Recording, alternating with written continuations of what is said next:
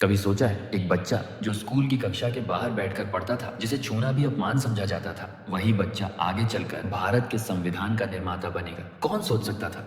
वो बच्चा था भीमराव। सातारा के सरकारी स्कूल में भीमराव रोज क्लास के बाहर बैठकर पढ़ते थे। उनके लिए सीखना जगह से नहीं, जुनून से था। वो कहते थे, अगर बाहर बैठकर सीखना पड़े तो बैठूंगा, लेकिन सीखना नहीं छोड़ूंगा। मुंबई की लोअर परेल की डबक चौल 10 बाय 10 की छोटी सी खोली, जिसमें भीमराव, उनके पिता रामजी सूबेदार, रमाई, छोटे भाई बहन, यहाँ तक कि कुछ बकरियां भी रहती थी। रात को जब सब सो जाते तो रामजी बाबा बाहर पहरा देते, और जब वो आधी रात को घर लौटते तो अपने बेटे को जगाते, भीमा उठ बेटा, अब पढ़ाई का समय है। और वो बच्चा नींद से भरे आंखों में सपना लेकर दिए की हल्की रोशनी में किताब खोल देता। गरीबी थी, भूख थी, भेदभाव था, पर एक चीज थी जो सब पर भारी थी, भीमराव की लगन। उन्होंने कभी हालात को बहाना नहीं बनाया, बस ठान लिया, मुझे पढ़ना है और समाज के लिए कुछ करना है। 1908 में उन्होंने मुंबई के एल्फिंस्टन कॉलेज में प्रवेश लिया। वो पहले दलित छात्र थे जिन्हें वहां जगह मिली, और वहां उन्होंने 75% से अधिक अंक प्राप्त कर सबको चौंका दिया। 1913 में वो बीए की डिग्री के साथ बैचलर बने, वो भी एक ऐसे दौर में जब अस्पृश्य शब्द ही शिक्षा के खिलाफ था।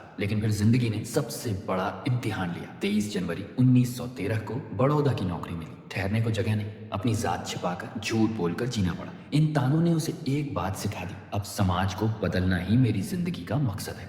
और सिर्फ 10 दिन बाद 3 फरवरी 1913 को उनके पिता रामजी सूबेदार का निधन हो गया। घर बिखर गया, पर भीमराव नहीं। लेकिन कहानी यही नहीं रुकी। इसके ठीक 6 महीने बाद सिर्फ 22 साल की उम्र में भीमराव ने अपना सारा दुख पीछे छोड़कर एसएस अनकोना के जहाज से अमेरिका के लिए रवाना हो गए। 21 जुलाई 1913 को न्यूयॉर्क की धरती पर जब उन्होंने कदम रखा तो कोई नहीं जानता था कि यह वही युवक है जो आगे चलकर दुनिया को समानता, न्याय और शिक्षा का नया अर्थ देगा। वहीं से शुरू हुआ सफर भीमराव से बाबा साहेब बनने का। उनकी कहानी हमें यही सिखाती है, अगर परिस्थितियां कठिन हो तो हार मत मानो, अगर रास्ते बंद हो तो नया रास्ता बनाओ, क्योंकि जो व्यक्ति हार नहीं मानता वो इतिहास नहीं पढ़ता, इतिहास बनाता है।